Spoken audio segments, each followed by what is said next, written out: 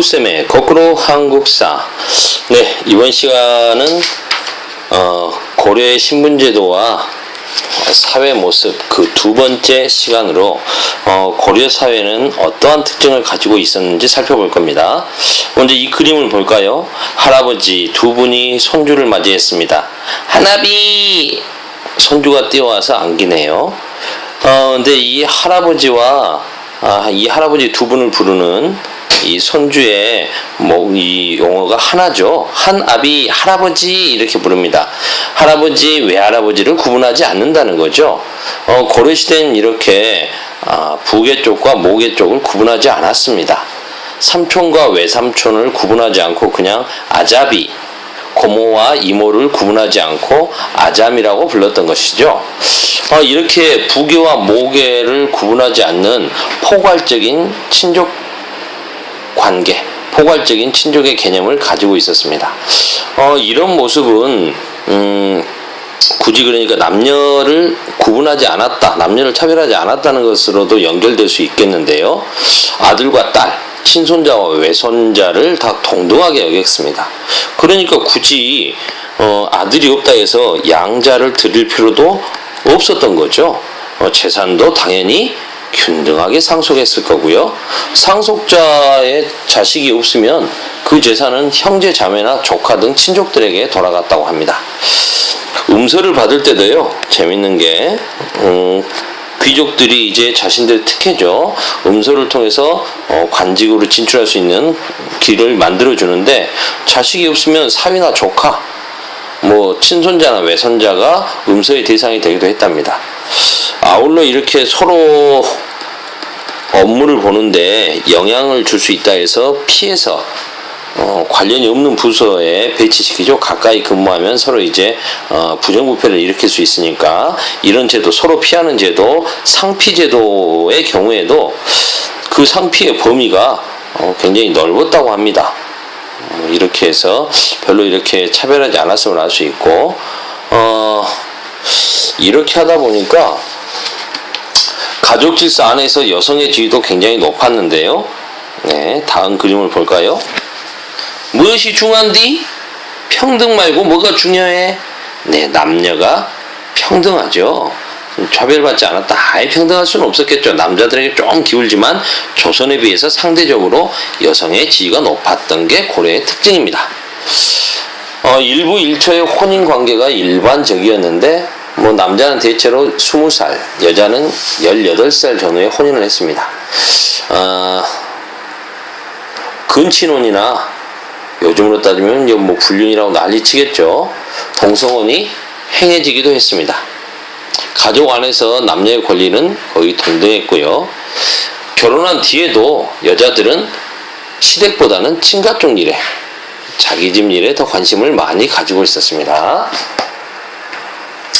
부모는 딸과 사는 것을 선호해서 보통의 경우, 요즘은 조선시대 이후에는 이제 여자들이 시집을 갔지만 고려시대에는 남자들이 처갓집으로 장가를 드는 게 일반적인 모습이었습니다. 이런 건 고려시대뿐만 아니라 조선시대 중기까지도 그렇습니다. 여러분들 잘 아는 사례가 뭐죠? 율곡 이이 선생 같은 경우에 태어난 곳이 어디예요? 자기 아버지 집이었던 경기도 파주 근처가 아니라, 그렇죠, 어머니 집인 강릉 오죽헌에서 태어나지 않습니까? 어머니 집에서, 외갓집에서 태어나서 외갓집에서 성장을 하는 모습이 일반적이었죠. 조선 중기까지도 그렇습니다. 사위가 부모 다음으로 장인, 장모를 가깝게 여기는 건 어찌 보면 당연한 일일 테고요. 과거에 급제하면 잔치를 해주는데 부모가 없으면 장인, 장모가 대신 축하 잔치를 받았다고 합니다. 그리고 중국에서는 이렇게 어른이 돌아가시게 되면 이렇게 친할아버지냐 외할아버지냐 장인, 장모냐에 따라서 애도 기간이 좀 달랐지만 차등정했지만 고려는 똑같이 1년을 애도했답니다. 그러니까 거의 평등했다는 거죠.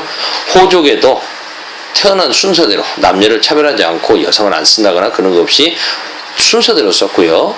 족보에도 친손, 외손을 모두 기재했다고 합니다. 여자가 호주가 될 수도 있었고요.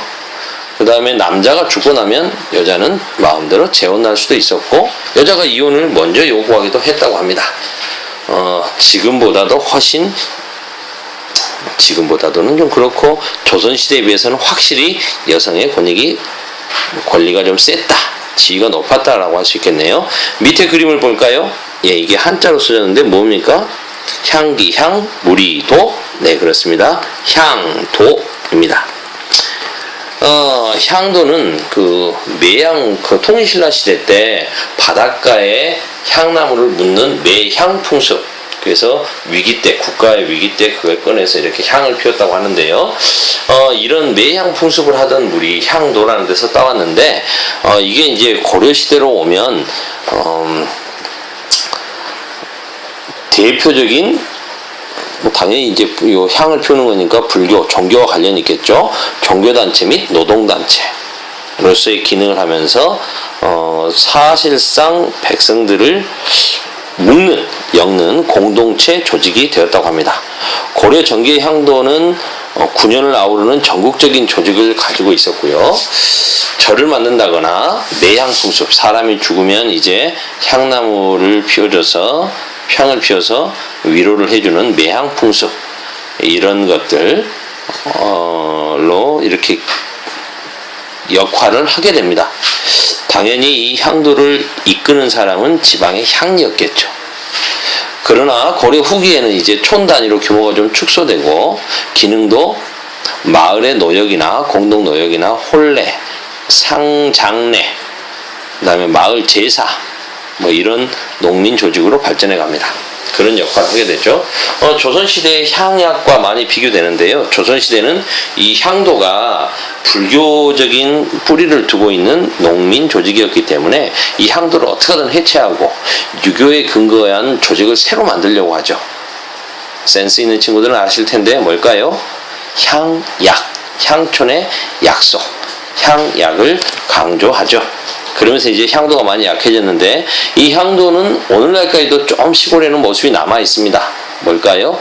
이제 가면 언제 오나 어야 이렇게 상여소리 아시죠? 상여 들고 이렇게 나갈 때 상여꾼이 노래 부르고 하는 거, 이런 모습이 바로 이제 향도의 현재까지 남아있는 모습이라고 하고요. 이런 향도 조직이 오히려 잘 살아있는 게 연변 조선족 자치주의는 잘 남아있다고 합니다. 그 다음에 일반 백성들의 모습에서는 사람이 돌아갔을 때 장례와 그 다음에 돌아가신 분을 추모하는 제사, 이런 것들의 모습을 좀 살펴봐야 되겠는데요. 대개는 토착신앙과 융합돼버린 불교, 도교의 의식을 따랐다고 합니다.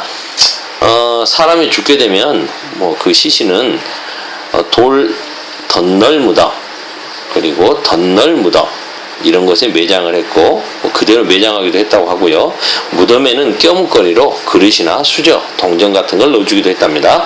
큰 명절로는 정월 초하루, 삼진날, 단오, 유두, 추석 등이 있고요. 단오 때는 격구, 그네뛰기, 씨름 등을 즐겼다고 하네요. 오늘은 여기까지 해야 되겠습니다. 다음 시간에 또 봅시다.